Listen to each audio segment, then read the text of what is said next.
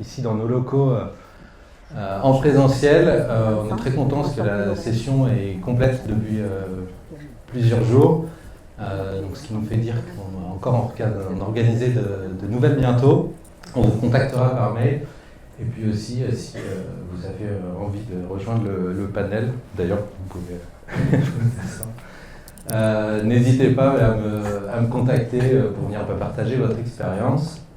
Donc moi, je suis Pierre Carpentier, je suis Product Builder chez Tiga. Donc concrètement, je passe mes journées à construire des produits ou des agents avec l'IA générative. Et plus récemment aussi, j'accompagne des clients sur ce qu'on appelle le Product Operating Model augmenté à l'IA, ou AI native. Donc c'est le sujet de la journée. Et on est plusieurs chez Tiga et on voit que vu la maturité du sujet et les questions de nos clients, il est important d'échanger, partager nos expériences. Donc voilà pourquoi on organise cette journée et pourquoi on a réuni ce panel d'exception. Voilà, merci à vous d'être là. On a Thomas aussi, Thomas Vidal-Lacor, qui ne pourra pas être des nôtres aujourd'hui, mais il m'a promis qu'il serait là à la prochaine session. Donc si vous tenez à voir son retour d'expérience, on vous tiendra au courant également. Voilà, je vais vous laisser vous présenter, puis juste après, on aura aussi Renaud, notre CTO, qui va nous partager les 5 mots-clés autour de notre sujet pour remettre un peu à plat le vocabulaire, parce qu'on voit que c'est important. Donc je vais lui laisser partager ça, et je vous laisse Pascal, Amina et Ahmed vous présenter. Donc bonjour à toutes et tous, donc je suis Pascal Vincent, je suis Head of Product Management Chapter à la recherche et innovation de L'Oréal. Voilà, et donc la mission de ce chapter, c'est d'accompagner les équipes produits, d'apporter le cadre et le support à toutes ces équipes produits dans le cadre d'une transformation digitale, mais on en parlera un peu plus tout à l'heure. Bonjour à tous, je m'appelle Amina Chaban, je travaille au Club Med et je suis VP en charge de l'expérience client digitale. Donc je gère les équipes produits et tech sur le périmètre expérience client, e-commerce et outils pour nos géos en resort pour qu'ils opèrent à la prestation. Et j'ai également la responsabilité de 2 pôles d'expertise transverses à l'ensemble du Club Med qui sont le design et l'analytics et le CRO. Bonjour à toutes et tous, donc moi c'est Ahmed Kassi, je travaille chez Decathlon en tant que Product Manager dans les équipes Cloud Platform, donc on s'occupe de vraiment toute la structure cloud pour les équipes de manière transverse, et je suis plus particulièrement sur un produit qui s'appelle l'IDP, donc l'Internet Developer Platform, qui est un produit à destination des développeurs où on construit vraiment une expérience sans couture sur les différents outils digitaux qu'on a chez Decathlon. Merci Renaud, je te passe la main. Bonjour tout le monde. Ce matin, on voulait commencer la table ronde en partageant un vocabulaire commun, un vocabulaire qui émerge pour pouvoir bien poser les bases. Ça tourne autour de ce qu'on appelle le Product Builder. Alors avant d'expliquer le Product Builder, je voudrais vous faire une projection avec Claude Code. Je ne sais pas si vous avez déjà mis les mains dans Claude Code, mais aujourd'hui, à partir d'un insight, d'une intention, vous ouvrez Claude Code. Vous créez une nouvelle branche sur votre produit, vous avez un worktree pour rapatrier localement ce code pour que les agents ne soient pas en train de se marcher sur les pieds lorsqu'ils travaillent. Vous avez cette intention, vous travaillez, Claude Code vous pose des questions avec différents plugins, différentes skills pour arriver à écrire une spec. C'est le grand retour de la spec pour donner du contexte à un LLM. À partir du moment où cette spec, vous l'avez validée avec Claude Code, vous avez des sub-agents qui vont commencer à se lancer pour pouvoir coder cette intention dans la spec. Vous itérez, vous faites la revue de code. Potentiellement, vous avez des tests automatiques qui peuvent être lancés par Claude. Et puis, de fil en aiguille, vous arrivez à une pull request. Vous pushez sur GitHub et c'est prêt pour une revue. Claude Code peut aussi automatiquement se lancer pour faire la revue de code.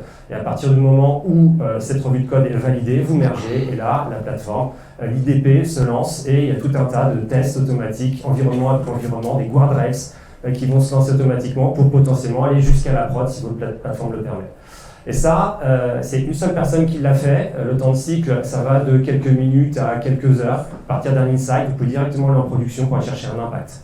C'est pas du futur, c'est une réalité technologique. Il y a des gens qui le font déjà. Alors pour pouvoir comprendre ce qui est en train de se passer, il est important de poser un vocabulaire parce que c'est une vraie rupture et sans mots communs, eh bien, on ne peut pas la piloter cette rupture-là. Et je vous l'ai dit, elle est déjà là. Du coup, pour comprendre cette structure, il faut comprendre l'impact de ce que je viens de vous raconter. Le produit numérique a franchi un seuil. Ce n'est pas une évolution, c'est un seuil. Pour bien comprendre cette notion de seuil, j'aime bien prendre l'image de l'eau. L'eau, entre 99 degrés et 101 degrés, elle n'a pas le même état. Il y a un seuil qui s'est passé, on est passé d'un état liquide à un état gazeux. Et le produit numérique vient de franchir ce seuil pour une simple raison, c'est qu'avec des outils comme Claude Code, le code est devenu abondant. De l'intention, Claude va générer du code, une abondance de code, de bonne ou de mauvaise qualité, ça dépendra de l'usage que vous en faites. Le code est devenu abondant. Et c'est ça, ce seuil qui a été franchi, parce que pendant des années, le code était rare, et on s'est organisé, souvent avec des approches à base de Scrum, en termes de rôles, d'événements, d'artefacts. On s'est organisé pour dérisquer une intention pour arriver à l'équipe de dev pour générer du code. Ce code était rare, donc on avait tout un cycle pour pouvoir arriver avec des choses qui avaient été priorisées et ainsi de suite. Et ça s'effondre avec cette nouvelle capacité technologique et des outils comme Claude Code. Le code est devenu abondant. C'est comme l'électricité. Aujourd'hui, quand vous branchez une prise, une lampe dans la prise, eh bien, vous ne réfléchissez pas à l'infrastructure de l'électricité. L'électricité est abondante, vous avez juste à allumer la lumière. Eh bien, aujourd'hui, c'est le cas. Une intention, vous avez le code qui va être généré automatiquement. Du coup, dans ce nouveau monde, ce qui va prendre de la valeur, c'est l'intention, c'est ce que vous allez demander à votre outil. On va commencer à utiliser le terme comme un OS. Et c'est ça qui va faire la différence, plus la data. C'est via la data que vous allez pouvoir créer de l'impact. Donc par rapport à ce que je vous dis, il y a 4 structures qu'il faut bien comprendre. La première, c'est la rupture à l'artefact. Il faut se poser la question, est-ce que ça vaut le coup encore d'écrire des user stories dans ce nouveau monde?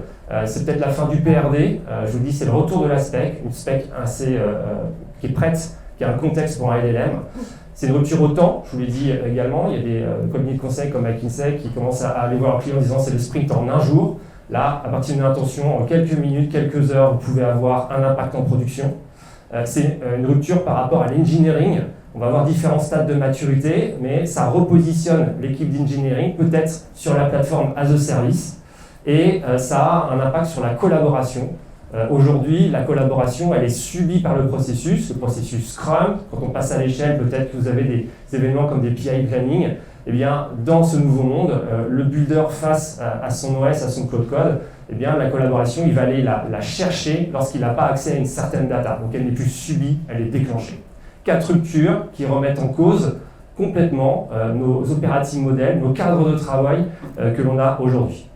Alors il y a 5 mots par rapport à ça pour essayer de comprendre un petit peu ce qui se passe et piloter ce changement. Le premier, c'est le product builder. Le product builder, c'est un rôle, une responsabilité qui émerge. On est un peu comme à l'ère du DevOps, dans un foisonnement de termes en ce moment. Donc, nous, on pense que c'est le product builder qui va prendre le marché, entre guillemets. Vous avez le forward deploy engineer, vous avez le product engineer, vous avez plein de termes comme ça qui sont en train d'émerger. Donc, on est dans ce foisonnement de termes aujourd'hui, mais l'intention derrière est la même. Je propose d'utiliser le product builder pour cette session. Le product builder, qui c'est bien c'est quelqu'un qui va builder une intention pour aller chercher un impact. Ça peut être un développeur qui a un sens produit et un sens du design. Ça peut être un product manager qui a un sens du développement. Ça peut être un designer qui a un sens du produit et un sens du développement. Il y a plein de chemins possibles par rapport à ça. Ce qui est important de comprendre, c'est la responsabilité qui est derrière. On build et on ship des produits de l'intention jusqu'à l'impact. Ces profils, il y a des compétences pour pouvoir fonctionner comme ça. Vous avez peut-être entendu parler avec le Scrum et ainsi de suite du T-shape, les compétences santé. Là, ça va un peu plus loin.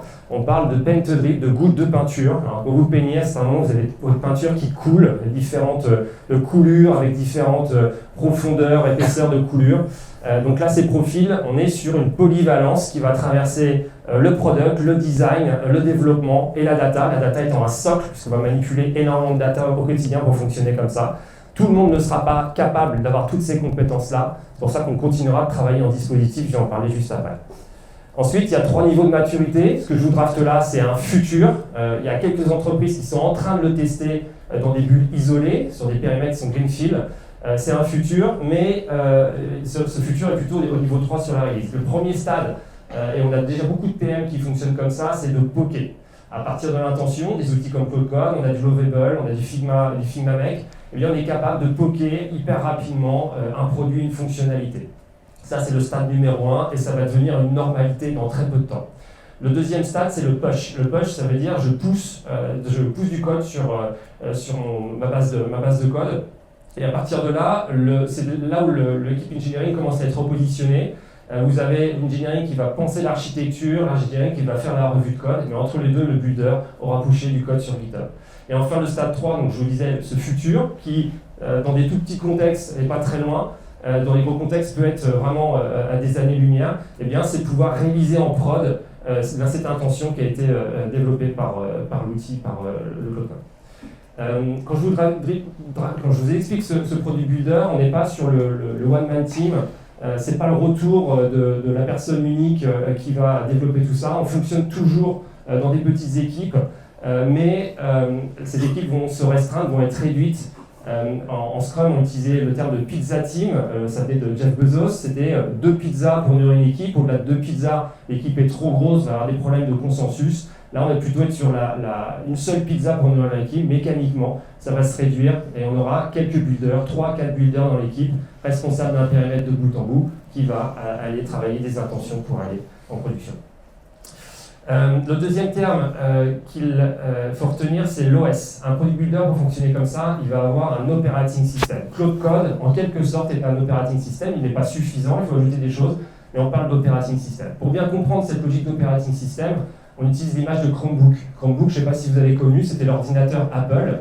À l'heure du digital, Apple, eh bien, ils ont proposé cet ordinateur où il y a simplement Chrome dessus. À partir d'un navigateur, on pouvait faire son travail simplement en utilisant Chrome. Et bien là, aujourd'hui, pour le Product Builder, on arrive sur une génération d'outils comme Cloud Code, où tout va être conversationnel, où sur son ordinateur aujourd'hui, on peut déjà faire son job de builder simplement avec Cloud Code d'installer et les bons composants qu'il y a derrière.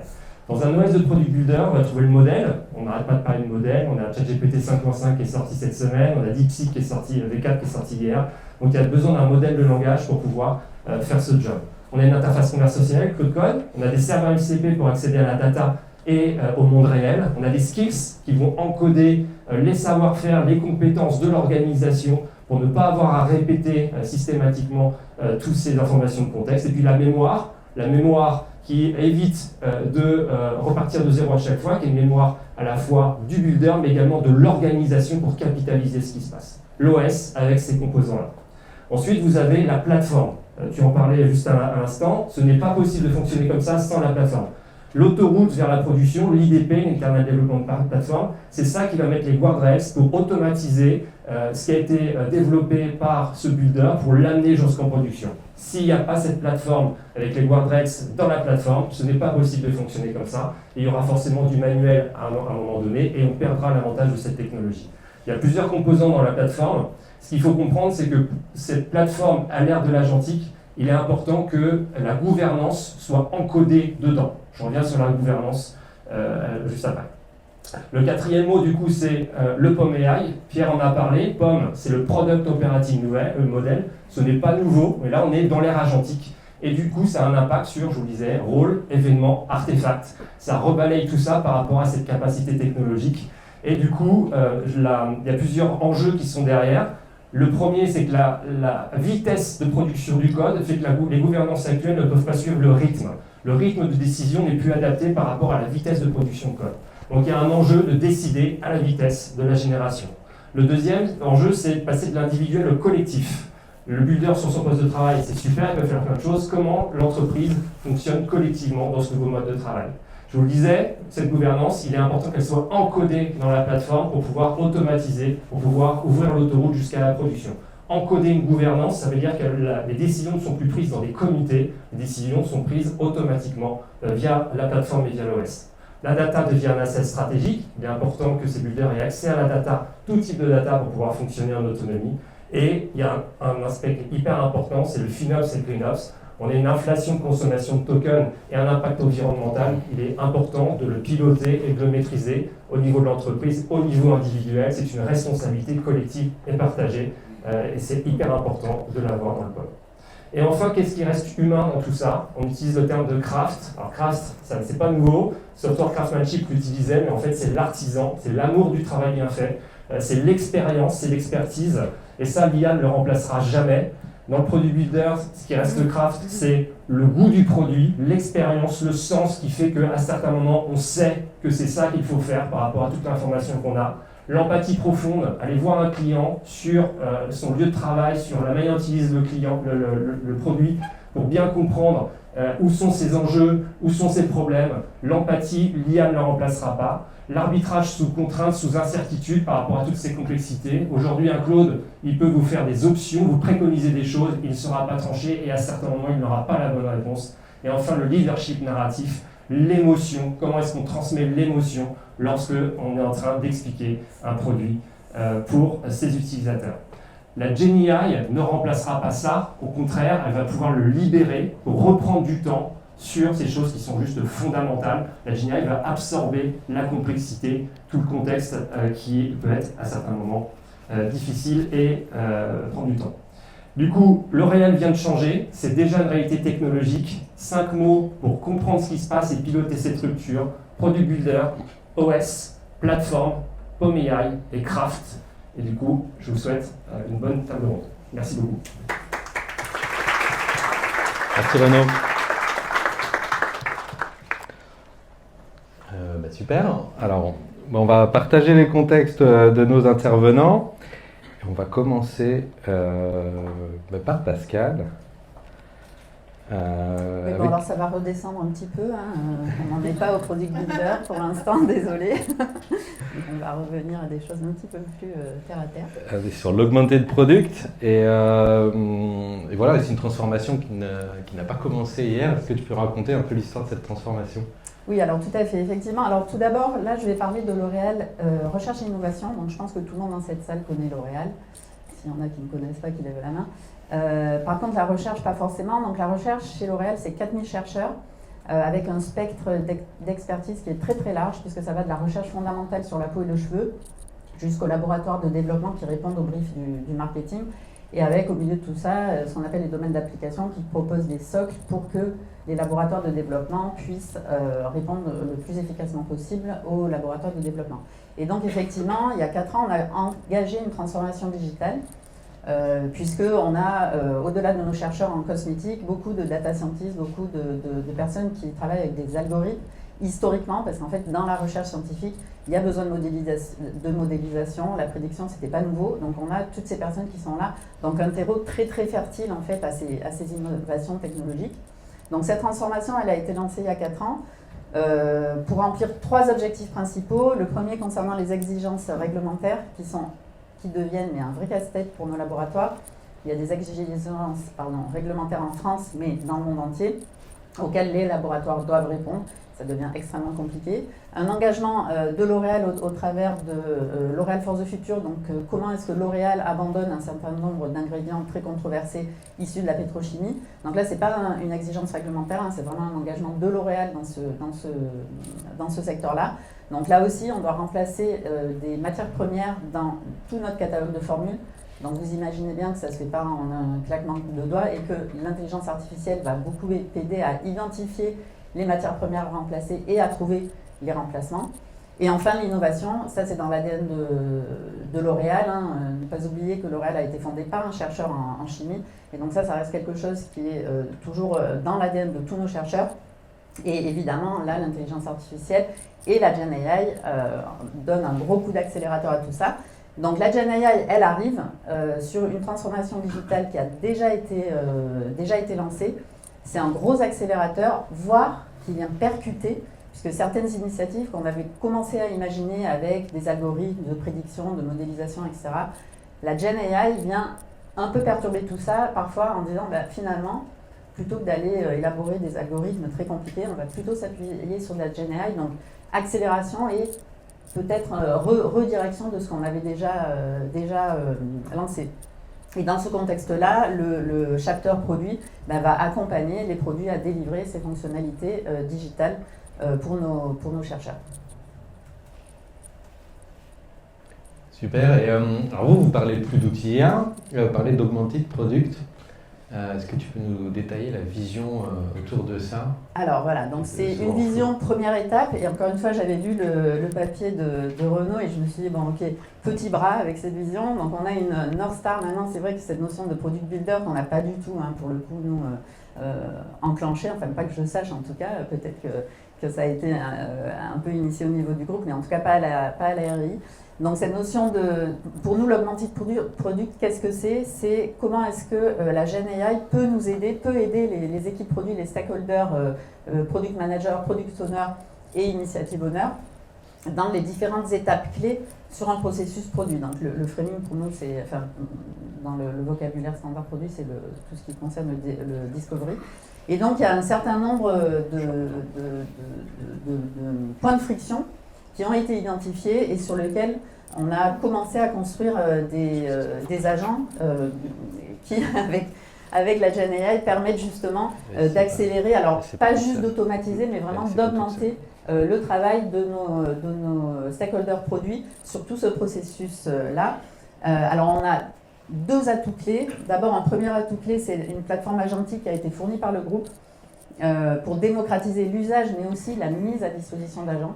C'est-à-dire qu'aujourd'hui, toute personne chez L'Oréal, tout employé L'Oréal a la possibilité de publier un agent, soit pour lui-même, soit pour son équipe, soit pour son métier. Donc évidemment, la gouvernance n'est pas tout à fait le même en fonction de c'est pour moi, pour mon équipe ou pour mon métier. Mais donc ça a été vraiment un atout clé, un accélérateur très très fort. Et d'ailleurs, il faut bien reconnaître qu'ils ont été extrêmement rapides pour monter sur ce sujet-là. Ça a été assez incroyable.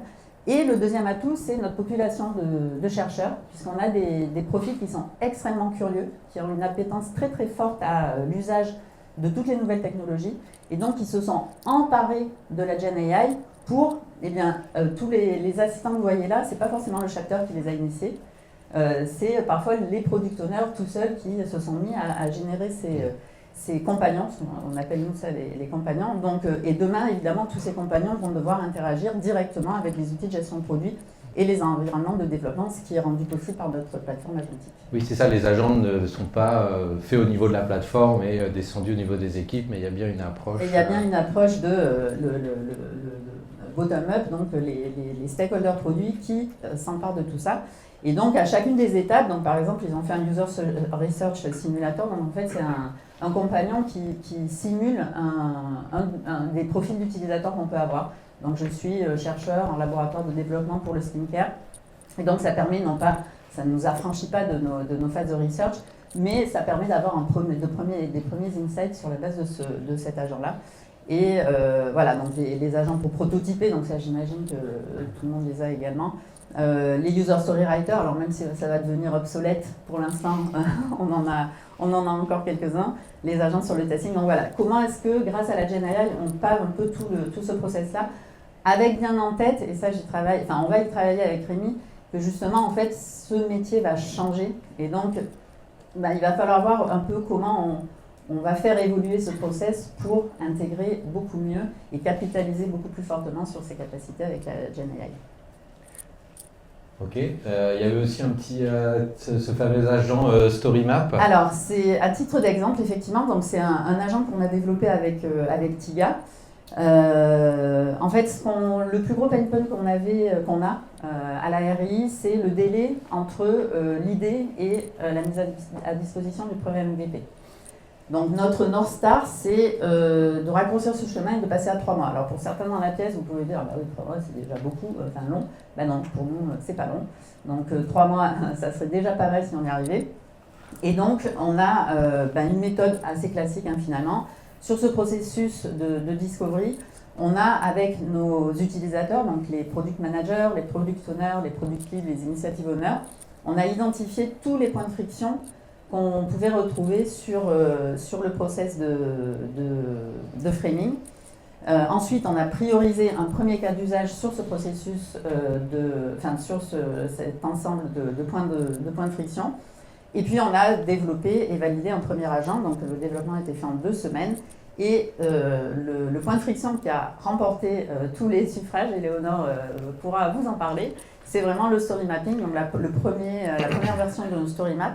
En fait, on mettait énormément de temps parce qu'il y a beaucoup de stakeholders, il y a le product owner, l'initiative owner, le product manager, les techniques, toutes les expertises métiers. Donc déjà, premier challenge, trouver un moment où on pouvait les faire se réunir dans une salle. Donc là, on parle d'une semaine, mais en vrai, parfois ça pouvait être bien plus, ça pouvait être à 3, 4 semaines, 5 semaines. Donc déjà, on les réunit, ça c'est long. Et une fois qu'on les a réunis, comment on fait pour les aligner? Et là, voilà, les chercheurs, ça discute, on n'est pas d'accord, etc. On tergiverse. Donc très compliqué de faire converger sur une première version. Et donc là, l'agent qui a été développé a vraiment... On est passé à, en 30-45 minutes, on arrive à avoir cette V0 de story mapping. Ce n'est pas une story mapping terminée, mais ça permet de partir avec quelque chose à présenter sur lequel on travaille. Donc ça accélère grandement le processus. Donc voilà, premier succès avec ça. Et évidemment, les prochaines étapes, donc c'est recenser tout ce qui a été fait. Comme vous avez vu sur le slide précédent, nos chercheurs créent des agents un peu partout. Donc recenser tout ce qui a été fait, mettre en place une gouvernance sans donner l'impression qu'on veut tout freiner, parce qu'en fait, si on donne cette impression-là, en fait, de toute manière, ils vont nous bypasser et le faire quand même, et on ne verra plus rien. Et puis, comment est-ce que je diffuse des agents et des compagnons de qualité et qui sont pertinents, parce qu'aujourd'hui, chacun les fait un peu dans son coin, et finalement, on ne capitalise pas sur le travail qui est partagé. Et voilà, j'en ai terminé pour notre témoignage. Super. Si vous avez des questions, je ne sais pas si c'est maintenant ou après. Oui, on peut prendre quelques questions. Hop. Oui.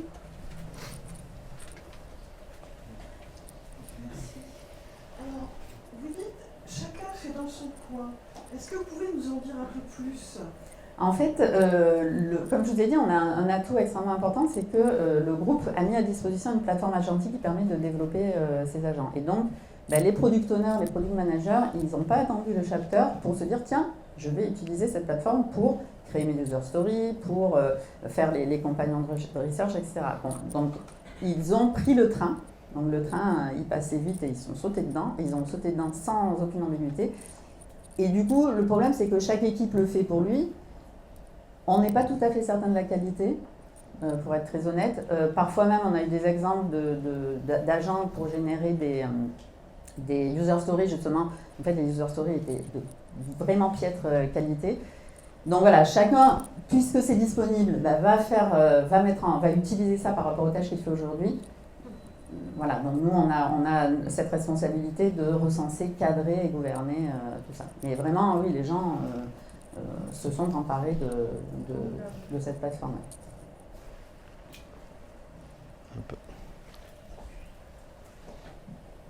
Et du coup, ce que je comprends, c'est que vous avez une problématique un peu de standardisation des pratiques.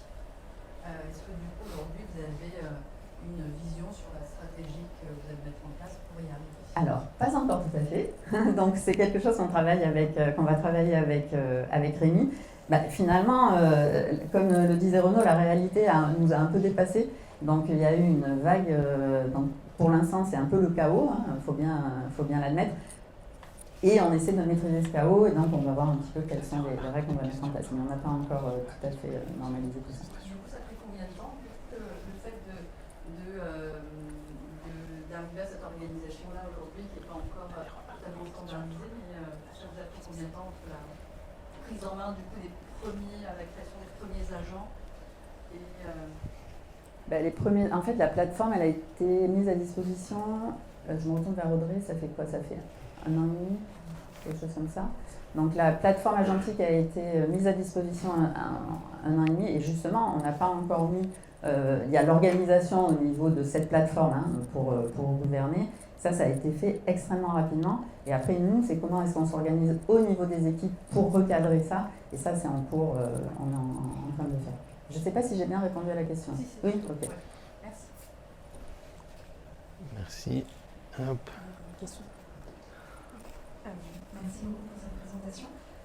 Est-ce qu'il serait possible de savoir un peu plus sur cet agent qui a été mis en place, comment il est utilisé, quel contexte il peut donner, le résultat? Oui, alors l'agent, effectivement, c'est pas un simple exécutant, et c'est un agent qui va coacher et mentorer les product managers et les product owners dans l'élaboration du story mapping. Et donc, on lui a donné comme guideline de demander un certain nombre de choses avant de pouvoir générer le story mapping. Et donc, il prend en entrée les informations sur l'initiative sur laquelle on est. Donc, on a des ID cards de l'initiative avec quelle est l'ambition, quel est l'impact en recherche, quels sont les personas. Donc, il va prendre ça en entrée. Il a les business process as is et les business process to be. il y a potentiellement des user journées, donc il y a tout ce qu'on a à disposition sur le sujet, on va lui donner en input et lui va nous proposer petit à petit le découpage en story mapping. Et ce qui est important, c'est qu'on l'a vraiment paramétré pour qu'il pousse le PM à donner des informations supplémentaires. Si vous lui donnez une ID card et il dit bah, fais-moi un story mapping pour ça, il va dire ah, bah non, il va me manquer ça pour pouvoir le faire. Donc ça pousse à aller chercher les informations qui sont nécessaires pour être sûr qu'on a de l'impact. Et je rebondis sur le point de Renaud, justement, ça pousse les gens à aller faire ce qui ne pourra pas être remplacé par la GNR, en tout cas pour l'instant, c'est quel est vraiment l'impact que tu cherches à avoir, connais tes utilisateurs, connais tes process, connais leurs points de friction pour après pouvoir développer. Donc c'est vraiment, il y a tout un panel d'informations qu'on lui demande avant de pouvoir s'exécuter. Okay. Il y a une autre question. Encore une question. Ouais, si c'est possible. Dernière question, et après. Donc j'ai trouvé aussi très intéressant la partie gouvernance et en fait le fait que vous souhaitez centraliser, parce que c'est un peu les problématiques qu'on rencontre tous. Et ma question c'est, donc effectivement vous avez un agent en interne, je pense qu'on est aussi beaucoup à avoir maintenant des agents, enfin en tout cas un système interne à l'entreprise qui permet justement d'aller solliciter les LLM et se créer des agents. Mais on se rend compte aussi qu'au travers des outils, que ce soit des Jira, des Figma, enfin voilà, il y a aussi d'autres outils qu'on utilise qui proposent aussi un certain nombre d'agents. Et en fait, quelle a été finalement votre position sur ce point-là? Est-ce que c'est d'utiliser finalement tout ce panel d'outils, de les centraliser, de faire un choix enfin, voilà, Alors ça, c'est en cours, on n'a pas encore tout à fait statué, et c'est en cours, et notamment avec Audrey pourrait vous en parler après, mais c'est vraiment en cours, on n'a pas du tout encore la vision tout à fait claire, et on ne peut pas empêcher les usages. Donc c'est ça aussi, il faut être capable être suffisamment proche des équipes pour identifier ce qui sort et ce qu'ils utilisent, pour après, quand on aura une bonne vision du cadre, pouvoir remédier à tout ce qui a été fait. Mais voilà, c'est effectivement assez... on s'ennuie pas. Ok, merci beaucoup. Je vois qu'il reste encore des questions. On pourra en reposer tout à l'heure. On va passer au sujet suivant. Et puis on aura le temps aussi de rééchanger à la fin autour d'un petit café. Hop. Donc on va parler du Product Operating Model IA pour Club Med et de la AI Powered Software Factory. Donc voici toute cette factory. Amina, je te laisse nous présenter ça. Alors notre Software Factory, c'est avant tout un dream. Alors là, je vais vraiment vous parler de science-fiction et de quelque chose qui n'existe pas. On n'a pas forcément pour habitude au Club Med de venir parler de choses qui n'existent pas, mais bon, je pense qu'on est tous un petit peu dans cette phase de recherche et de R&D. Donc pour une fois, on s'est dit c'est pas grave. Donc we have a dream, hein, c'est de construire notre propre Software Factory. Et pour faire le lien avec ce que vous avez présenté, Renaud, je crois que ça s'apparente à ce que tu appelles Operating System, l'OS. Okay. Et donc, très brièvement, c'est quoi? On a pour ambition de couvrir toute notre chaîne, notre cycle de vie produit par une chaîne d'agents spécialisés qui part de la discovery et qui va jusqu'à la mise en prod et la mise en place de tests de non-régression. Tout ça est encore en cours de construction, pour être honnête. Et à chaque étape, là, on a autour de la table les équipes tech, des équipes product et des équipes design qui travaillent étape par étape, à la fois bien sûr en se basant sur ce qui existe déjà, parce que notre référentiel c'est quand même la manière dont on travaille, mais en essayant aussi d'imaginer le futur. Et je sais que jour après jour, ils sont un peu dans une dualité. Ils ont renoncé aux user stories il y a 2 semaines. Okay. Mais il y avait encore des user stories dans l'histoire il y a encore 2 semaines. Ils n'ont pas encore renoncé au PRD. Mais bon, comme les choses évoluent assez rapidement, elle aura peut-être pas la même tête, mais en tout cas on s'est mis une deadline à mi-mai pour la tester en grandeur nature sur un projet phare de cette année qui est la refonte de notre tunnel de réservation. Alors on ne commence pas par le plus simple, on commence par un projet de refonte, mais on a quand même vocation à ce qu'à terme elle soit utilisable pour tout type, toute taille, toute complexité de projet. On veut aussi l'adapter à de l'optimisation continue. On veut l'adapter qu'on puisse rentrer n'importe où, qu'on la rende plus modulaire pour pouvoir rentrer à n'importe quelle étape. On veut aussi étoffer la pipeline UX pour permettre à nos designers de pouvoir, grâce à peu près à la même structure, pouvoir lancer des prototypes. Et bien sûr, ce qu'on a essayé de modéliser aussi dans ce schéma, c'est qu'à chaque étape, on garde l'humain in the loop et on commence à se poser des questions sur, en vision cible, où est-ce qu'on mettra le poids du corps entre l'humain et l'AI. Ok, top. Et ce rêve, vous avez comme une trajectoire pour y arriver. Il date pas de juste d'hier. Il y a tout un parcours, tu peux nous le détailler un peu? Ouais, alors il y a même très longtemps, et en fait ça s'inscrit dans un élan très groupe, pas seulement digital. Et ça commence, je dirais, en 2021. Donc 2021, nous, Club Med, entreprise du tourisme, on sort du Covid. On avait quand même gelé un certain nombre de nos investissements à cette période. Et le pari qui a été fait, ça a été de restaffer assez rapidement les équipes data. Et de monter à l'époque une data factory dans Google Cloud, en disant voilà, c'est un pari sur l'avenir. À l'époque, c'était de l'IA de base, on faisait du scoring, enfin, des premiers use cases IA. Et en fait, ça s'est révélé être un atout majeur quelques années après. En 2022, fin 2022, si vous vous souvenez bien, ça a été le tsunami ChatGPT. Donc il y a eu cette vague un peu de GenAI, qu'est-ce qu'on fait. Début 2023, on s'est dit, bon, historiquement, nous, Club Med, on est pionniers sur tout ce qui est expérience suivie. On a inventé le concept de l'inclusive, on a inventé la notion d'encadrement enfant. Sur l'expérience client dans les resorts et l'expérience de vacances, on a été pionniers. Mais sur le digital, on a toujours eu une posture un peu de non, on va peut-être pas faire de l'innovation, on va être plutôt smart follower, on y va doucement. On a changé de mindset avec l'arrivée de la GenAI, déjà parce qu'en fait, on était dans cette situation confortable où ça ne remettait pas en cause notre business model, ça ne remettait pas en cause notre proposition de valeur, c'était que des opportunités. Et des opportunités qui étaient assez visibles à la fois sur le parcours client avant d'arriver dans nos resorts, donc le parcours client qu'on digitalise aujourd'hui, et aussi sur nos processus métiers, parce que le Club Med, on couvre on fait du voyage, mais voilà, on a énormément de métiers qui pouvaient avoir en tout cas une opportunité d'efficacité avec cette nouvelle technologie. Donc on décide d'y aller et on décide de tenter plein de choses, d'explorer et de s'en donner de direction précise. Après une phase comme ça d'exploration, en 2024, on décide de structurer notre approche AI, remettre des investissements dessus, identifier des cas d'usage à l'échelle de l'entreprise. Là, je parle des cas d'usage pour le recrutement, des cas d'usage pour le call center, mettre en place une gouvernance, des process, une roadmap. Et étonnamment, l'onboarding et en tout cas le fait que les équipes digitales et tech se posent elles-mêmes des questions sur leur manière de faire, ça arrivait assez tardivement, je dirais 2024-2025. Mais se dire, en fait, on va pas donner des leçons à l'ensemble de l'entreprise sur comment est-ce qu'ils vont changer si nous-mêmes, on ne se pose pas la question de comment est-ce qu'on opère différemment. Et donc, je dirais que c'est plutôt en 2025 qu'on a décidé d'y aller encore plus franchement, avec réallocation de pas mal de ressources qui étaient initialement prévues sur des digitales traditionnels sur de l'automatisation et de l'agentique.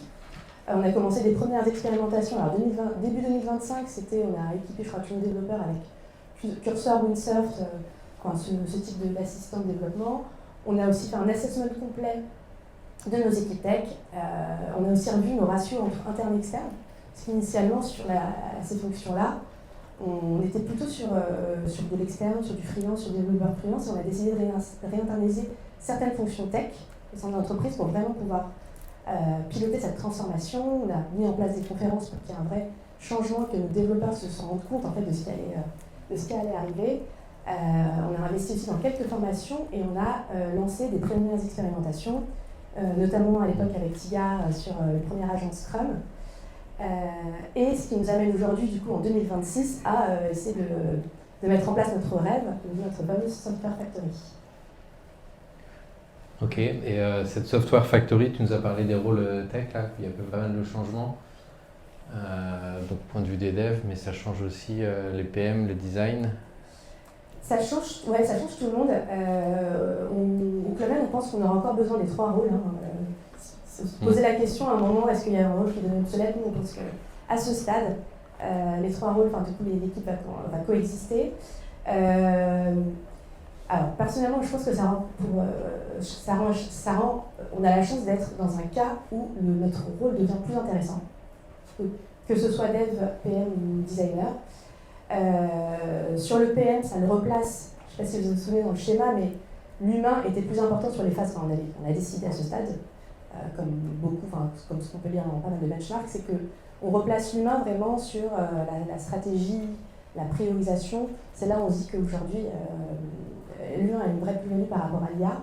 Donc repositionnement du PM sur ces phases amont.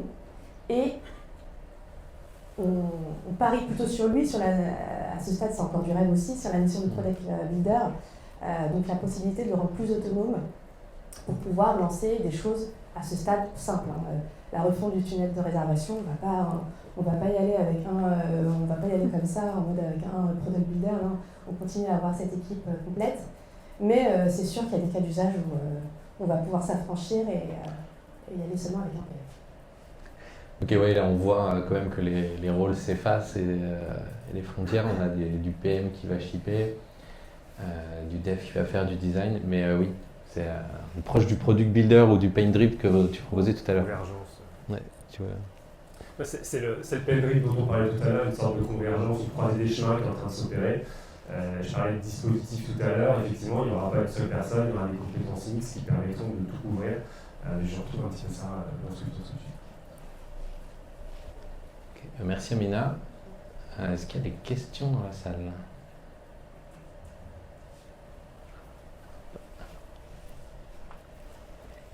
Merci. Bonjour, merci beaucoup pour votre intervention. J'ai juste une question très terre à terre, c'est que comment vous avez expliqué comment la software factory a été mise en place, mais concrètement au quotidien, c'est des gens qui devaient par ailleurs livrer les features, faire avancer le produit, le run, etc. Donc comment vous avez fait? Non, alors, pour être honnête, non, on a dépêché des gens à 100% dessus sur la construction. C'était pas possible chez nous. Ok, et ça c'est des gens externes, mais pour une mission software? C'est PM externe, PM ticket externe, et sinon ce sont des internes, tech et UX internes.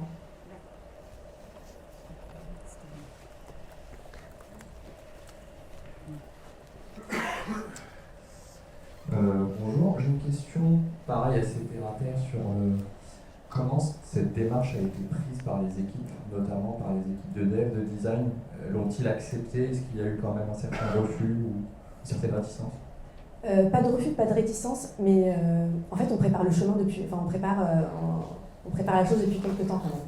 On a beaucoup investi sur les conférences de awareness, sur ce que ça allait changer, sur des meet-ups où ils se partageaient des recommandations. Du coup, à ce stade-là, en 2025, je n'ai plus de réticence. Mais c'est parce que le chemin a été long. Et voire même, c'est même pas que j'ai plus de réticence, c'est que j'ai même de l'enthousiasme. Mais bien sûr qu'on est passé par la phase de le code de l'IA, il n'est pas qualitatif, enfin, c'est sûr. Du coup, sur les différentes étapes de l'opérative modèle sur lesquelles vous intervenez, est-ce que vous commencez à avoir émergé des bonnes pratiques, type faire les respect par un autre agent? Enfin, il y a des choses qui émergent? Je vous avoue qu'en fait, ça bouge tellement. C'est pour ça qu'on s'est donné une deadline. Enfin, il y a un moment, on va arrêter le produit, on va regarder ce que ça donne. J'ai pas forcément de bonnes pratiques comme ça qui émergent tout de suite. Bonjour, j'ai juste une petite question. Comment changer l'interaction entre un PM et le designer? Honnêtement, j'ai l'impression qu'elles n'ont pas encore changé. On est encore resté. Non, ils n'ont absolument pas changé leur interaction à ce stade. Okay, très Merci pour la présentation. Une question sur la gouvernance des agents. On sait qu'il y a aussi compliance, etc., mais aussi en termes de droit, en termes de c'est quoi les human checkpoints, qui est responsable de tel agent, etc., etc. Est-ce que c'est des sujets que vous avez adressés? Non, honnêtement, on ne les a pas encore adressés. Pour l'instant, c'est la tech qui est responsable de la mise en place de cette software factory, qui est responsable des agents. Alors bien sûr, encore une fois, l'agent QA travaille avec le QA, mais vous avez raison, c'est quelque chose qu'il faut qu'on adresse une fois que ce sera live et que ce sera notre nouveau operating model. Il ne faut pas que ce soit la tech, il faut qu'on ait la bonne forme de gouvernance. Moi j'ai une question sur les pitfalls que vous vous avez mis dans la slide avant, il y avait les unanticipated order costs. Ouais. Est-ce que vous allez élaborer là-dessus?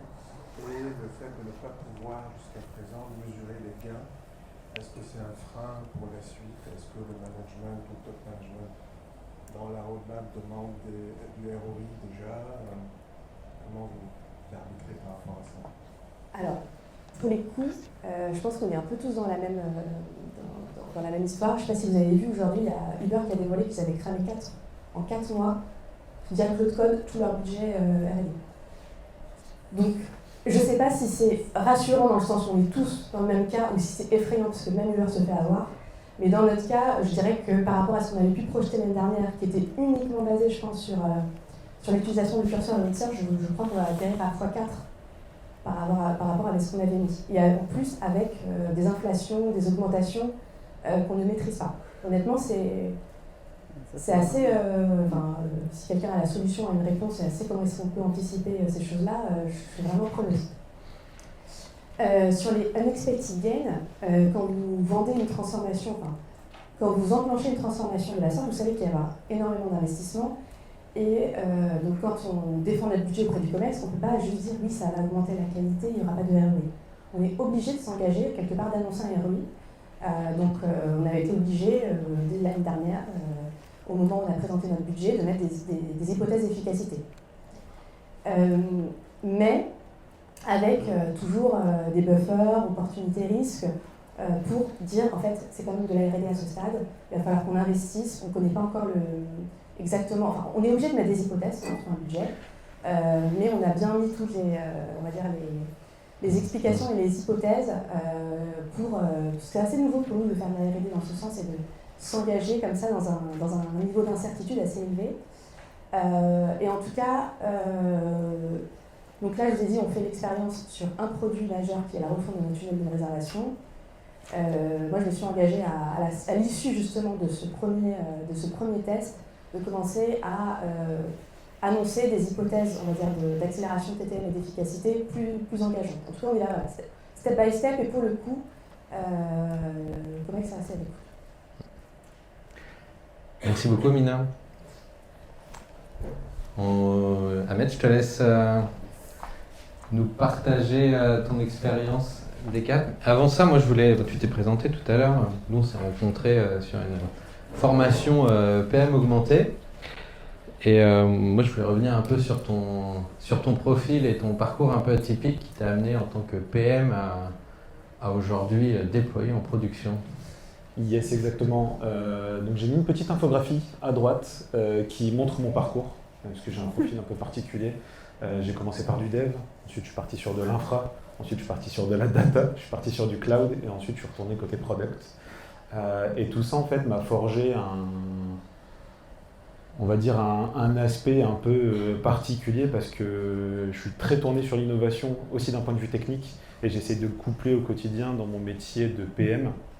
Et avec le fameux boom dont on parlait tout à l'heure de ChatGPT, forcément ça a accéléré les choses, notamment ces 2 dernières années où on a une croissance qui est vraiment exponentielle en termes de capacité pour un PM, mais aussi les liens qu'on peut avoir avec le digital de manière générale, que ce soit avec l'engineering, la data, la sécurité, etc. Donc ça forge beaucoup de choses, et on s'était dit avec Pierre que vous présenter un use case, ça pouvait être aussi intéressant. Mais avant de présenter un use case, il y aura quand même quelques petits mots, parce que tout à l'heure, Renaud parlait de Cloud Code, etc. Alors, ce ne sera pas du Cloud Code, malheureusement, mais je vais vous partager une expérience qu'on a eue au travers de D4, qui était de commencer à travailler ce rôle de Product Builder, notamment dans des équipes qui sont très liées à l'engineering. Ça tombe bien parce que l'IDP est dans des équipes engineering, donc ça a permis de se focaliser là-dessus. Et on voit le lien entre le product et la tech qui se resserre de plus en plus. Moi, j'ai un head of design chez un client qui m'a demandé comment installer Git sur son poste. Il y a quelques mois, c'était juste c'était improbable de penser ça, quoi. Et donc voilà, donc maintenant on parle de pull request. J'espère que vous allez tous comprendre aussi ce qu'est le pull request en sortant, mais voilà, c'est assez fou. Quelques petits mots que tu veux nous partager sur tes convictions de Decathlon et toi ton expérience? Yes, la première partie, c'est que aujourd'hui l'IA ne remplace pas le PM. Je lis beaucoup de choses, que ce soit sur LinkedIn ou autre, où on en parle même quelques fois au travers d'un café avec différents collègues chez Decat. Il y a vraiment cette crainte de se dire, tiens, l'IA aujourd'hui, avec tout ce qu'on voit, elle peut nous remplacer. Si vous avez touché un peu à différents frameworks qui sont très liés au product management, je vais forcément parler de BMAD, qui est celui dont on discute le plus aujourd'hui. Il y a plein de gens qui m'ont dit, bah, tiens, avec BMAD, ça va remplacer ton métier. Bah, en fait, pas du tout. Pour l'avoir vraiment testé pendant un moment, BMAD, en fait, c'est une usine à gaz et ça ne va pas remplacer l'humain. Ça va juste être un bras supplémentaire. Dans le cadre de BMAD, ça va être plusieurs bras, forcément. Mais ça va forcer pas mal de choses dans le contexte du product management. Et à mon sens, et comme le disait Renaud pour la partie Product Builder, on va forcer à un moment le PM à redevenir un expert de la conception. On parlait de spec tout à l'heure, ce sera très important pour la suite, mais c'est quelque chose qui va faire partie de notre quotidien assez vite et sur lequel il faut qu'on se prépare. Et il y a pas mal d'éléments qui vont être très liants avec l'engineering demain. La deuxième partie, c'est qu'avec ce nouveau mindset donc de Product Builder, il y a différents éléments parce qu'on va venir définir et construire la stratégie autour du produit, mais pas que. On va commencer à prototyper, à itérer directement avec les équipes de développement. Et surtout, on va utiliser pas mal l'IA avec des outils de no-code, low-code, mais pas que, il y a aussi toute la partie design, etc. Donc, on se retrouve avec un panel d'outils divers et variés. On parlait de Claude, il n'y a pas que Claude, il y a du Cursor, tout à l'heure j'ai entendu aussi Windsurf, etc. Donc, il y a tellement d'outils aujourd'hui qu'on peut s'y perdre assez facilement. Et ça aussi, ça va être un vrai sujet. Il y a une panoplie d'outils, lesquels on utilise. Et ça, c'est un vrai sujet qu'on a chez Decat en ce moment, sur lequel on itère pas mal, autant avec les équipes engineering que les équipes produits, pour savoir quels sont les outils qui valident un assessment par rapport à nos guidelines, mais aussi quels sont les outils qu'on va refuser pour diverses raisons. Pour revenir un peu sur ce que présentait Renaud tout à l'heure au niveau de la maturité du Product Builder, par rapport à différents tests que l'on est en train de faire, on a commencé à sortir un peu 3 niveaux. Donc c'est marrant parce que tout à l'heure tu as parlé de 3 niveaux aussi. La première partie, c'est vraiment l'utilisation de l'IA côté product uniquement.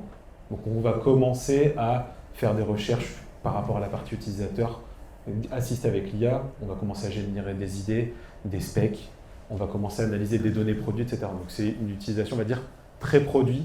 Je n'ai pas forcément travaillé avec les équipes d'engineering en direct. Le deuxième niveau, là on va commencer à prototyper, on va faire du prototypage rapide avec des outils no-code, low-code, etc. ou même du vibe coding et avoir des automatisations assez simples. Donc là il y a quand même une panoplie d'outils qui sont à notre portée qui vont permettre aussi de commencer à titiller un peu l'engineering et leur dire tiens regarde ce que j'ai commencé à faire, etc. Il y a ce fameux mot du ouais mais le code de l'IA est dégueulasse. Pas forcément, il y a des choses à faire en amont pour le rendre un peu mieux. Et différent quoi. Ouais. Et différent aussi. Mais on a déjà cette première approche avec le monde de l'engineering où on peut commencer à co-construire. Et le troisième niveau, donc là c'est vraiment le product builder est autonome et il est très proche de la code base. Donc là il est vraiment proche du code en soi. Et on aura de la contribution directe au code. On va pouvoir déployer soi-même différentes fonctionnalités, les valider avec les équipes de dev, etc. Et on aura une maîtrise un peu plus technique, alors pas forcément une maîtrise optimale du code en soi, mais on va avoir différentes facilités pour travailler avec les équipes d'engineering. Tout à l'heure, on parlait de revue de code. Moi, maintenant, je participe avec les équipes de dev aux revues de code, parce qu'il y a des éléments qui m'impactent directement dans ce que je fais. Ouais, ça renforce la collaboration, et puis comme le disait Renaud aussi tout à l'heure, dans l'operating system, c'est là où on peut avoir ces fameuses guardrails qui sont intégrées dans les agents et dans le framework agentique, ce qui fait qu'on passe du vibe coding, qui commence à être plutôt pas mal connoté, à vraiment un développement assisté par IA qui est maîtrisé dans les standards de l'organisation. Top. Et alors du coup, ton petit use case, tu parlais de BMAD tout à l'heure, vous êtes sur le Spec Driven Development. C'est ça. Tu nous détailles un peu comment ça fonctionne? Donc en gros, le SSD, donc le Spec Driven Development, c'est vraiment une méthodologie où on va tout guider sur la partie spécification technique. Et forcément, dans une spécification technique, on a la partie lien fonctionnel derrière. Donc il n'y a pas que de la tech, il y a énormément de liens fonctionnels qui vont arriver petit à petit sur la partie technique. Il y aura un autre mot qui va être important, c'est la spec, parce que forcément la spec, c'est un peu comme une recette de cuisine, c'est le mode d'emploi précis. Pour effectuer un besoin fonctionnel, je vais passer par différentes étapes techniques qui vont y répondre, et ça, c'est souvent en lien avec les équipes de développement. C'est quelque chose qu'on travaille vraiment de manière totalement transparente et ensemble là depuis peu. Le troisième mot qui va être important, c'est GitHub. Donc, GitHub, c'est on va dire un outil de code repository. Grosso modo, c'est une bibliothèque avec l'ensemble du code des applications. Donc on pourra retrouver, si vous regardez dans vos sociétés, vous demandez on a quoi sur GitHub, ils vont dire l'ensemble du code de nos applications. Et le dernier, c'est la partie skills. On entend beaucoup parler de ça depuis Claude Code. Donc un skill, aujourd'hui, c'est une capacité spécialisée qui est réutilisable. Il y a des skills pour faire tout et n'importe quoi. On peut écrire des US, on peut écrire des specs, on peut faire beaucoup de choses. Et là, on va vraiment s'intéresser à la partie skills qui permettent de créer des specs avec les équipes. Et donc si on assemble le puzzle, on va travailler en SDD avec l'équipe de développement. On va venir coécrire la spec grâce à des skills, donc des skills qu'on a modifiés pour qu'ils puissent mailler à notre écosystème directement. Et on va utiliser la brique Copilot Agent de GitHub. C'est quelque chose que je vous présenterai juste après. Et tout ça, ça va nous permettre de faire écrire le code par l'IA, et on va pouvoir gérer aussi des environnements éphémères pour pouvoir avoir une vraie valorisation de la spec, du code, et ensuite d'un environnement que l'on puisse tester avec les utilisateurs. Donc d'un point de vue lifecycle, donc sur la partie SDLC, on va vraiment travailler sur la partie planification, conception et développement. On n'a pas encore été plus loin, l'idée c'était de travailler cette première étape avec l'équipe, et ensuite d'aller plus loin avec les différentes équipes de D4, que ce soit le Product Office ou la partie SIG IA pour les bonnes utilisations d'outils, etc. Donc ton SDD, là, il permet de faire ta spec qui va être donnée à l'agent qui va construire le code. C'est ça, non? Alors, on prépare la spec avec un skill, donc ça je pourrais vous le montrer aussi. Et ensuite, le SDD, c'est vraiment une méthodologie. Donc on vient créer une spec et ensuite on utilise les différents outils IA pour pouvoir générer du code derrière. Et ce code va répondre à différents critères qu'on aura pu mettre en amont, de par le besoin d'avoir cet aspect très technique. C'est pour ça qui est souvent travaillé avec les équipes de dev. Ils vont donner des instructions précises aux agents pour dire voilà, tu dois coder de telle manière, quand c'est du front-end, tu dois utiliser telle technologie, tu dois utiliser tel design system, etc. Donc on peut placer énormément d'instructions en amont pour avoir un code de plus en plus fin qui répond à nos guidelines directement. Ok, on regarde ça. C'est parti. Je te laisse configurer et répondre aux questions en même temps. Tes product builders, oui, tu vas y arriver. Est-ce qu'il y a des questions? Hop. Bonjour, merci pour la presse. Je vais configurer. En fait, on a dit que tu avais un profil de PM assez polyvalent, beaucoup de deck, produits, etc. J'imagine que tous les PM n'ont pas le même profil, ils sont plus orientés produits. Comment ça se passe aujourd'hui pour eux, cette évolution-là, sur laquelle ils ne sont peut-être pas forcément hyper à l'aise? Alors c'est un vrai sujet d'échange qu'on a chez D4, parce qu'au niveau du Product Office, donc avec Chantal qui est ici, on a différents groupes de travail, et avec le groupe IA, même dans ce groupe-là, on voit qu'on a différents profils, quelquefois des PM qui sont uniquement issus du monde du product, et derrière qui ont eu cette envie aussi de vouloir tester des choses. Donc on sait qu'il y aura une géométrie un peu variable au niveau des profils. Il y a des profils qui vont être très intéressés pour pouvoir installer un IDE, donc un environnement de développement pour commencer à utiliser les différents outils. D'autres qui seront un peu plus craintifs, mais je pense que ça va aussi évoluer là avec les différents outils qui sont présentés par les différents providers. On a de plus en plus d'outils aussi qui sont en ligne directement, donc il n'y a pas un vrai besoin d'avoir un environnement de développement, mais je pense que petit à petit, on va commencer à utiliser des outils dédiés. Il y a souvent, on parle de Claude, de Cursor, etc. Il n'y a pas que ça, il y a d'autres outils. Là, je vais vous présenter des éléments qui sont souvent full online, hormis une chose pour la spec, mais qui peut être aussi faite online. Donc on a différents niveaux. Le tout sera aussi d'avoir les outils qui sont valides d'un point de vue gouvernance. Et ensuite, les méthodologies que les offices vont pouvoir donner en termes de montée en compétences, mais aussi on va dire de profil associé, parce que forcément sur les différents niveaux de product builder, ça peut être un peu particulier de se dire tiens, demain je dois ouvrir un IDE, je ne sais pas ce que c'est, je dois aller sur Git c'est quoi, etc. Comme le disait Pierre tout à l'heure, un head of qui demande d'installer Git, le mindset est en train de changer et il s'accélère. Donc je pense qu'on y arrivera assez rapidement petit à petit. Et un conseil, enlever le dark theme aussi, ça fait moins. J'y avais pas pensé. Non, t'inquiète. Parfait. Alors, c'est ce que je fais sur Cursor. Souvent, je fais souvent des démos et quand je mets le dark theme ou le theme light, t'as pas le même ressenti, tu vois, quand tu mets une population product sur l'outil. La seule chose un peu particulière que je vais vous montrer, donc là c'est VS Code, donc c'est un IDE, c'est un environnement de développement qui permet aux différents développeurs de développer, etc. Sur la partie donc GitHub, donc, ma fameuse bibliothèque de code, j'ai récupéré un repository qui est ici, donc Delivery Metrics Front, et c'est très important parce que l'IA va pouvoir lire ce repository. Et dans ce repository, j'ai différentes instructions. Ces instructions vont me permettre d'affiner les besoins que j'ai d'un point de vue code. Et c'est aussi très important parce que dans l'aspect que je vais vouloir écrire avec l'IA, elle va lire les instructions et se dire d'accord, alors je dois faire ça sur la partie accessibilité, je dois faire ça sur la partie front-end, même sur la partie test unitaire, donc elle va tout prendre en compte avant de générer cette spec.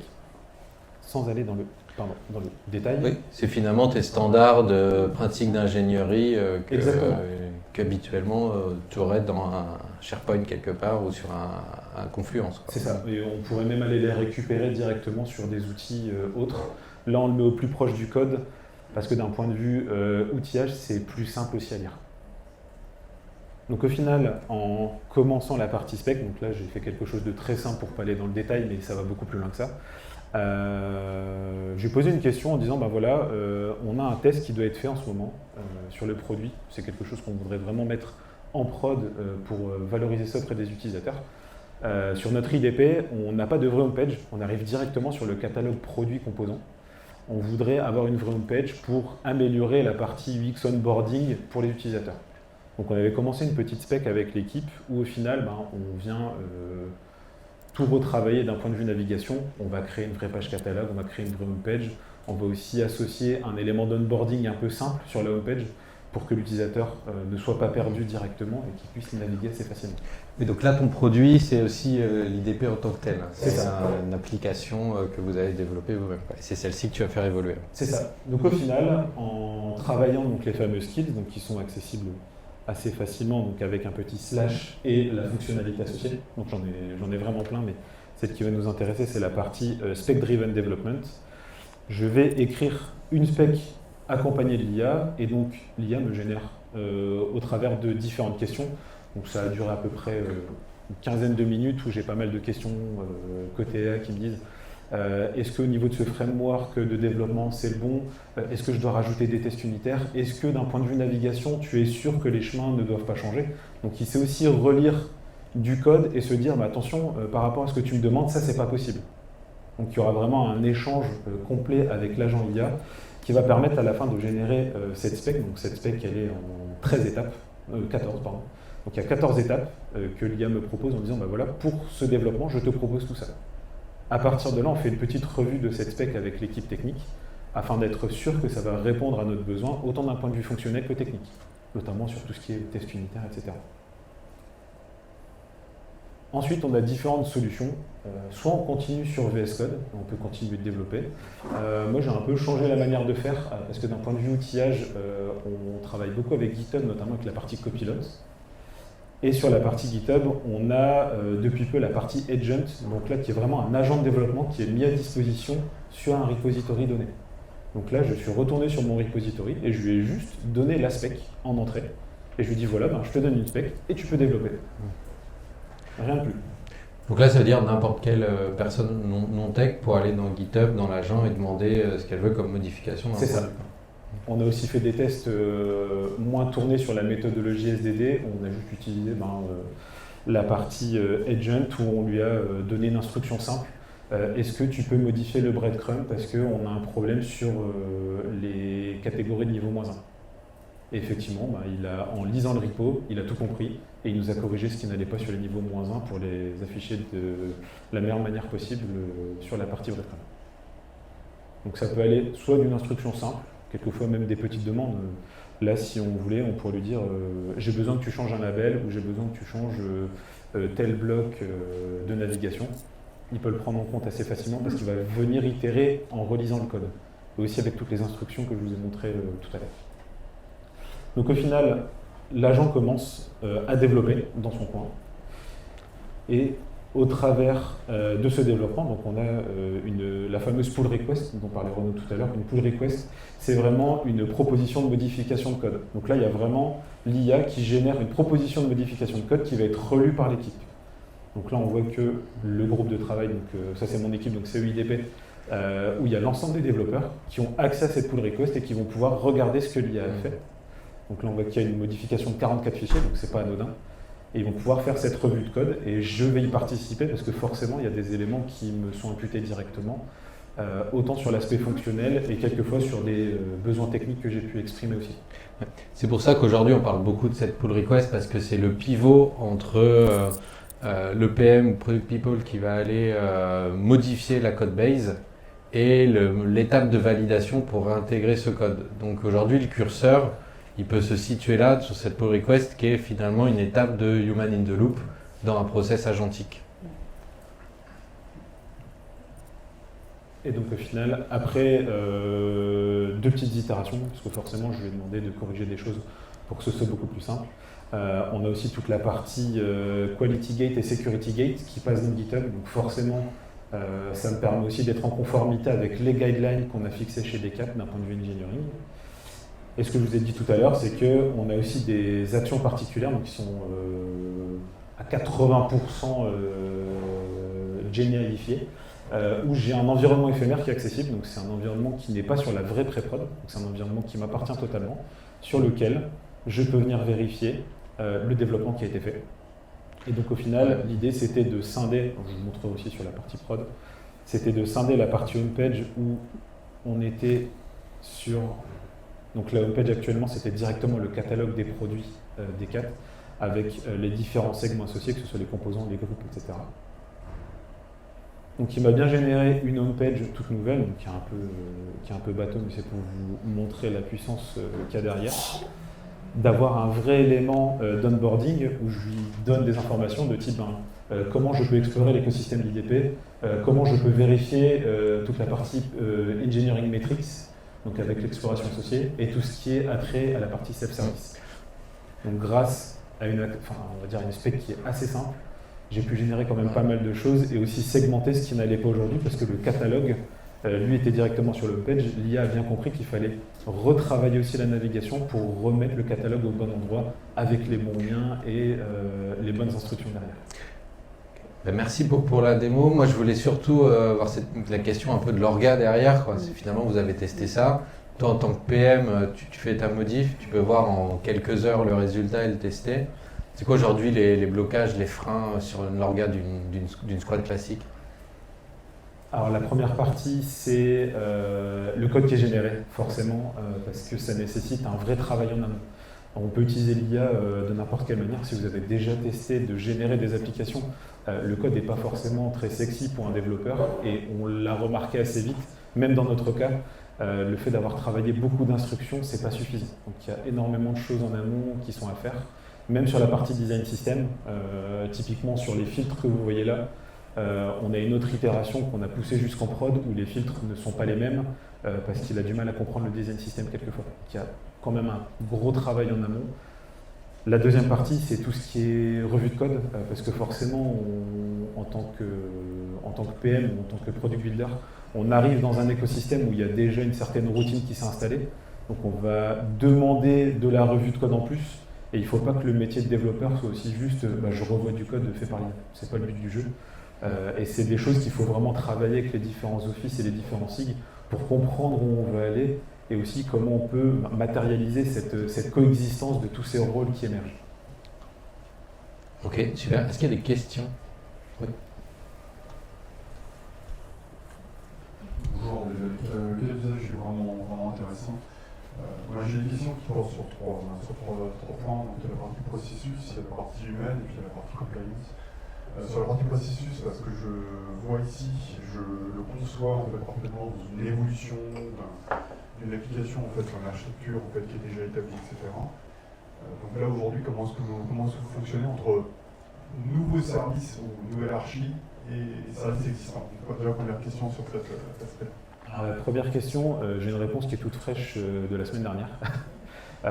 Il y a un groupe de travail qui est fait, qui est sponsorisé par le CTO pour travailler vraiment cet aspect SDLC, donc le petit schéma que je vous ai montré tout à l'heure, sur le Lifecycle Development, où pour tout ce qui est Greenfield, il y a une vraie volonté côté engineering de travailler un cycle de développement from scratch avec les équipes product, les équipes engineering, sécurité et data. L'idée, c'est qu'on veut vraiment travailler le socle de base et éviter que chacun parte un peu dans tous les sens. Je parlais de BMAD tout à l'heure. Ça a été un vrai axe de travail qu'on a eu aussi pour se dire est-ce que BMAD est une solution ou pas?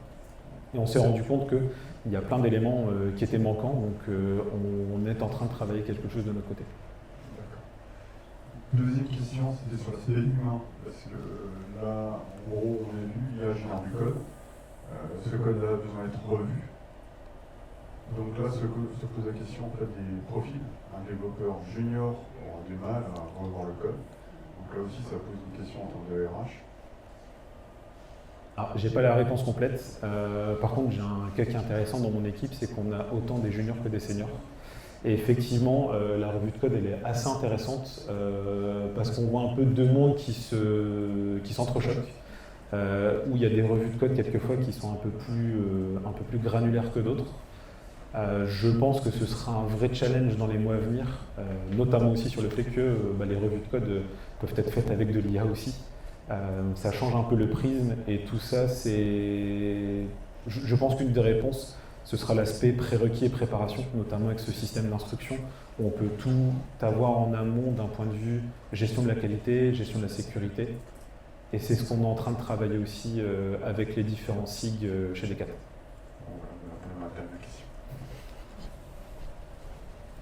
Merci. Une autre question? Oui. Bonjour, merci beaucoup pour la présentation. Je vais revenir sur la convergence des rôles. J'ai eu l'occasion de tester Cloud Design, c'est d'une puissance assez phénoménale.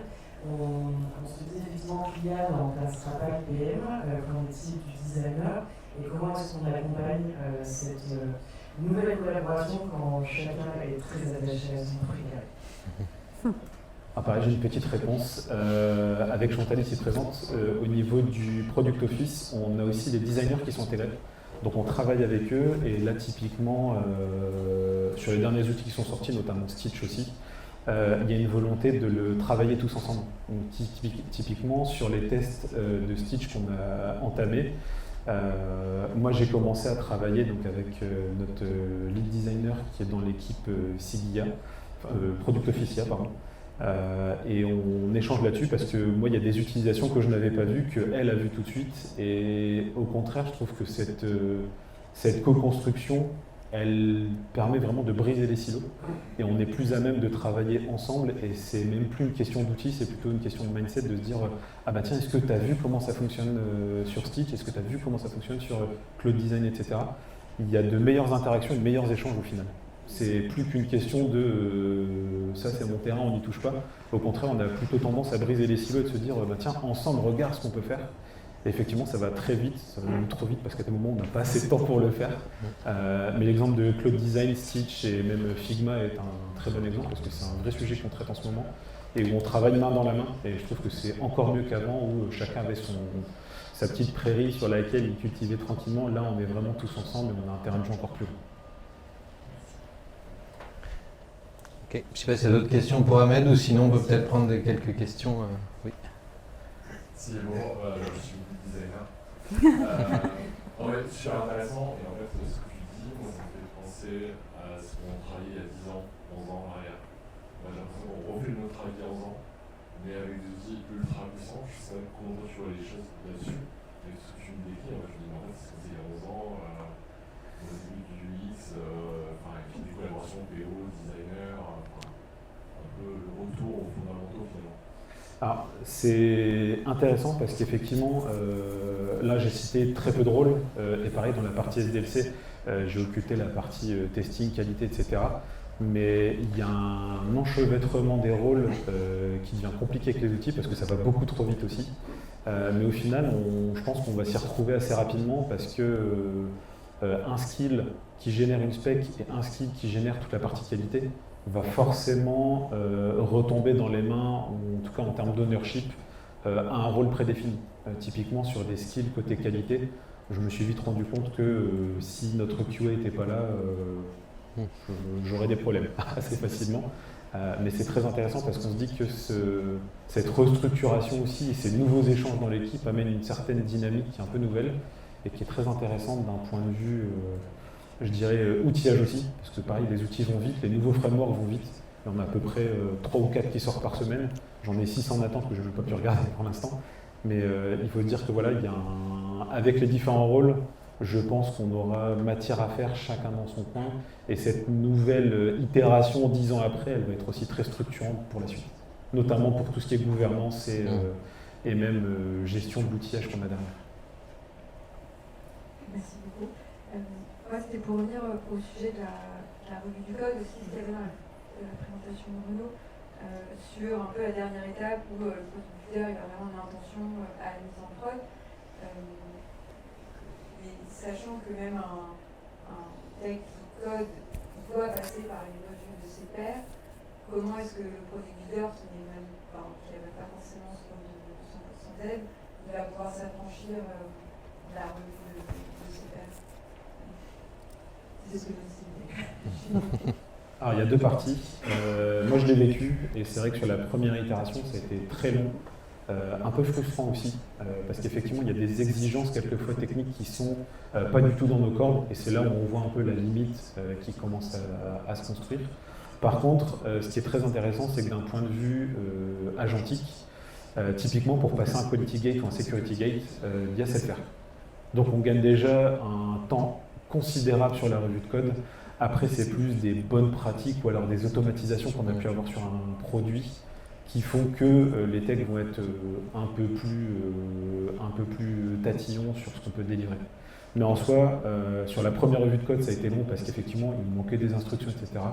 Sur la deuxième qu'on a faite il y a 2 semaines, c'était beaucoup plus intéressant parce que les premières instructions qu'on a poussées en prod ont permis d'éviter des utilisations de fonctions qui étaient interdites par l'équipe. L'IA a bien compris qu'elle n'avait plus le droit de le faire, donc elle utilise autre chose, et c'est des choses en moins vérifiées, donc un gain de temps aussi côté développeur. Et ce sera éprouvé par la suite. Finalement, ça reste des gates de validation, et dans tout le process, il y a toujours des gates de validation. Pour l'instant, il y a toujours des développeurs qui vont identifier des problèmes, puis un jour on identifiera moins de problèmes, jusqu'au moment où on n'identifiera plus de problèmes, ça sera complètement automatisé, quoi. Et comme on le disait dans l'approche de Renaud, on identifie peut-être moins de problèmes quand on va changer un label ou la couleur d'un bouton que de changer complètement une homepage. Donc il y a aussi une transition qui peut se faire de manière réfléchie sur la complexité de ce qui est fait, quoi. Ok. D'autres questions? Peut-être une dernière, puis après je vous invite à revenir, on va conclure. Oui. Ah ouais. C'était plus tout à l'heure sur la disparition des artefacts, on en a beaucoup parlé. Aujourd'hui, pour moi, en fait, pour les équipes, en fait, c'est une manière aussi de structurer sa pensée et de bien découper la solution. Donc, comment on fait justement pour la définition des specs? Je connais un petit peu la partie maths, mais il faut quand même pour les structurer, pour des questions. Donc, il y a quand même aussi une structure à avoir en tête. Alors, comment on fait? Est-ce qu'on s'en passe vraiment ou est-ce que c'est... Alors, sur la partie POC qu'on a pu initier, à des moments on s'est dit bon, on va prendre soit des skills tout faits, soit des frameworks tout faits et on va itérer dessus. On s'est vite rendu compte que dans le cas du Greenfield c'est bien, dans le cas du Brownfield c'est beaucoup plus complexe. Ensuite on est parti sur du from scratch, on a voulu créer nos agents, nos skills et nos workflows à la mano, et c'est là où j'ai rencontré Pierre la première fois.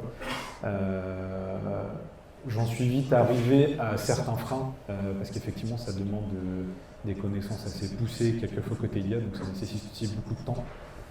Et au final, on s'est rendu compte que ça va tellement vite qu'aujourd'hui, même l'IA peut nous aider à générer des skills. Et au final, on a un gain de temps énorme, et c'est plutôt on va dire, un travail de minutie qu'on a à faire derrière, où le 80-20 est généré. On va plutôt s'intéresser au 20 qu'au 80. Même s'il y a une relecture globale, c'est le 20% qui va primer derrière. Et on l'a vu dernièrement avec le Product Office. On travaille sur une bibliothèque de skills pour l'ensemble des product managers et même des product designers. On s'est vite rendu compte que ce travail-là, il a déjà été fait par plein de gens. Par contre, contextualisé à l'écosystème D4, c'est là où ce fameux 20% va être percutant, et on s'en est rendu compte là sur les premières itérations. Bonjour. Petite question par rapport au rôle du PM dans l'équation. C'est clair que vous êtes parti d'un besoin que toi tu as écrit, et ensuite il y a donc différentes itérations avec l'équipe de dev. Mais donc derrière, au final, est-ce que l'équipe de dev peut être autonome sur le genre de futur plutôt que d'avoir, on va dire, toi ton avantage c'est que tu sais aussi coder, donc tu peux avoir un avis pertinent là-dessus, mais en réalité, tu pars du besoin et tu pourrais directement lancer à l'équipe de dev en évitant de faire perdre du temps au PM là-dessus, je pense.